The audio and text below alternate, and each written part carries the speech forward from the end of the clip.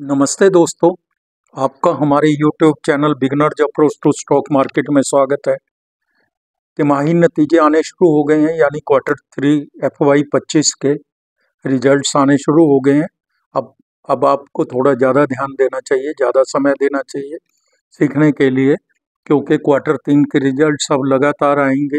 हमारी कोशिश होगी जो अच्छे रिजल्ट्स आए हैं, जो अच्छी कंपनियां हैं, उनको हम एक बार आप वीडियो बनाएं। आपको अब थोड़ा ज़्यादा ध्यान देना चाहिए। आखिरकार किसी भी कंपनी का असली मर्म तो रिजल्ट्स ही हैं। रिजल्ट्स से ही पता चलेगा कंपनी ठीक है गलत है। वैसे कुछ भी कहते रहें हम। तो आज जो हम कंपनी ऐसे ही लेके आए हैं, वह रियल एस्टेट सेक्टर की कंपनी है। लॉस से प्रॉफिट में आई है Q3 के रिजल्ट से। अच्छे बिजनेस मॉडल है। बिजनेस मॉडल तो बहुत ही अच्छा लगा हमें। लो प्राइस्ड शेयर है, यानी 140 रुपये से भी नीचे के दाम है। ऐसे शेयरों पर नज़र बना के रखनी चाहिए। अच्छे पैसे दे जाते हैं। कोई रीज़न होता है इनका लॉस में जाने का, तो ऑपरेशनल लॉस नहीं होता, कई बार कोई और रीज़न होते हैं। तो दोस्तों, इससे पहले कि हम स्टार्ट करें, आपसे अनुरोध है कि अगर आपको हमारे द्वारा बनाए गए वीडियोस के कंटेंट्स पसंद आ रहे हैं तो आप हमारे चैनल को सब्सक्राइब कर लें। अगर अभी तक नहीं किया तो लाइक कीजिए और शेयर कीजिए। आपका लाइक करने से हमारे को मोटिवेशन मिलता है और कोई फाइनेंशियली फ़ायदा नहीं मिलता।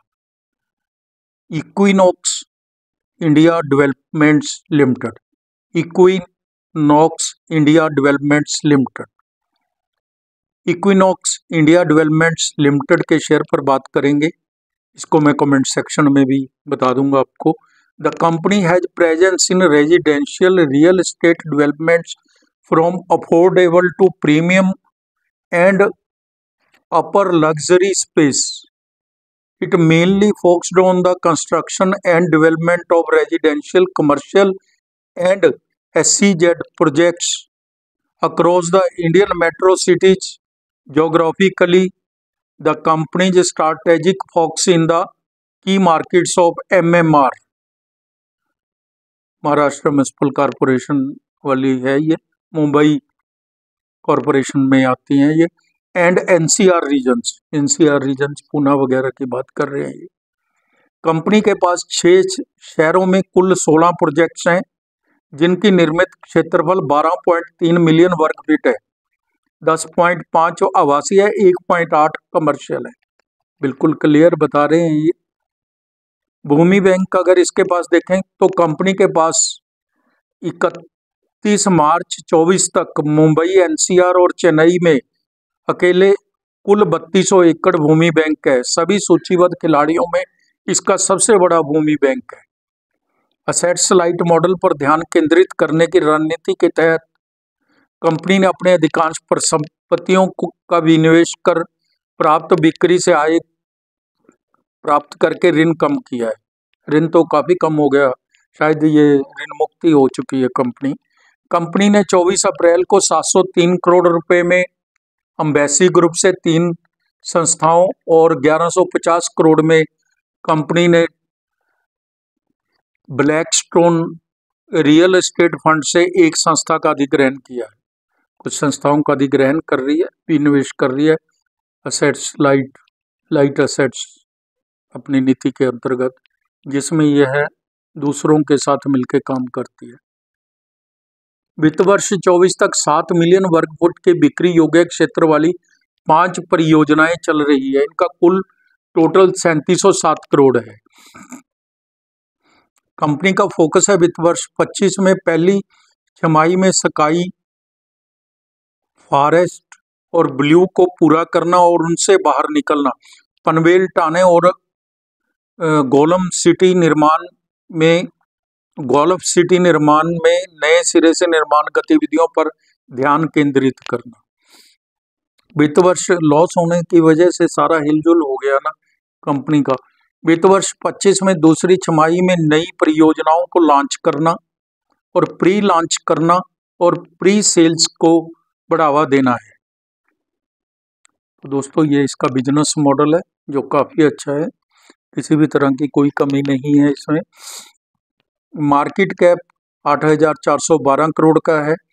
बुक वैल्यू 72 रुपीज़ है। फेस वैल्यू 2 रुपये है। कंपनी ने कर्ज कम किया है, लगभग ऋण मुक्त है। कंपनी ने अच्छे रिजल्ट्स पेश किए हैं और आने वाले समय में आगे भी उम्मीद है कि अच्छे ही रिजल्ट्स पेश करेगी। कंपनी लॉस में थी। सितंबर 23 और सितंबर 24 इसको हम कंपेयर कर लेते हैं। हम सितंबर 24 नहीं, दिसंबर 23 और दिसंबर 24 के रिजल्ट्स देख लेते हैं, क्योंकि दिसंबर 24 के भी रिजल्ट्स आ गए हैं।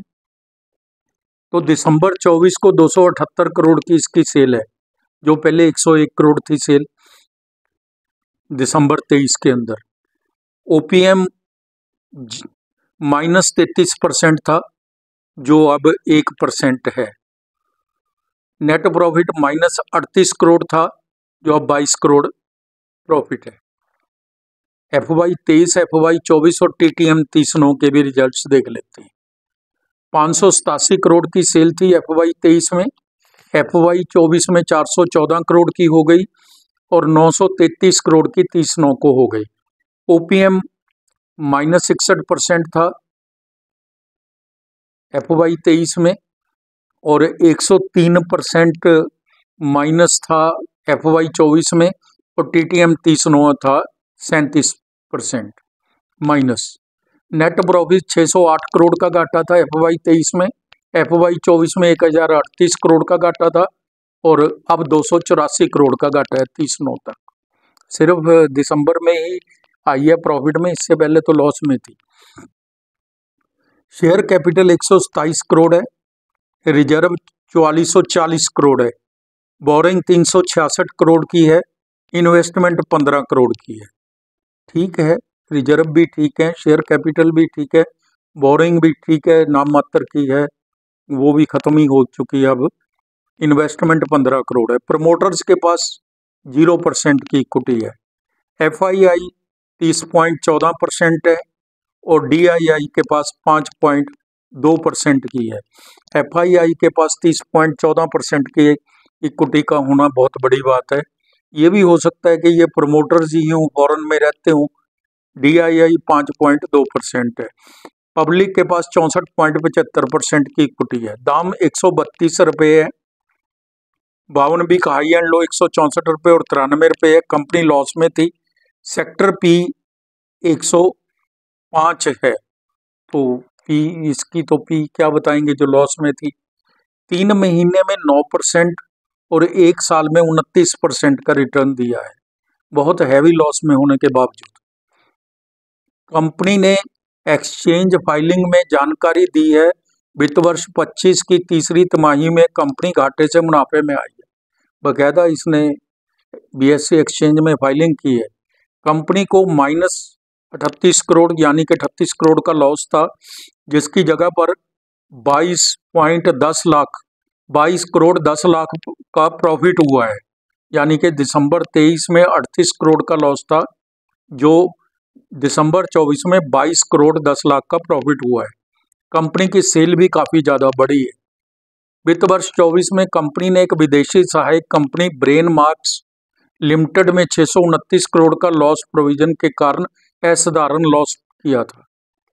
कई बार कोई गलती लग जाती है, कोई डिस्प्यूटेड लैंड आ जाती है, उसकी वजह से यह लॉस हो गया था इसको 629 करोड़ का, जिसको आप एक एक्सीडेंट समझ के बोल सकते हैं।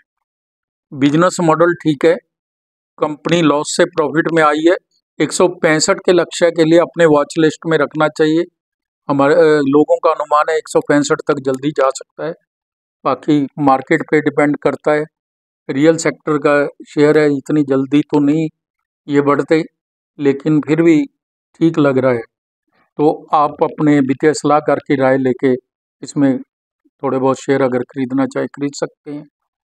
बाकी हमारी तरफ से किसी तरह की खरीद बेच की सलाह नहीं दी जाती, ना ही हमें अलाउड है, हम SEBI से रजिस्टर्ड नहीं है। Thank you very much.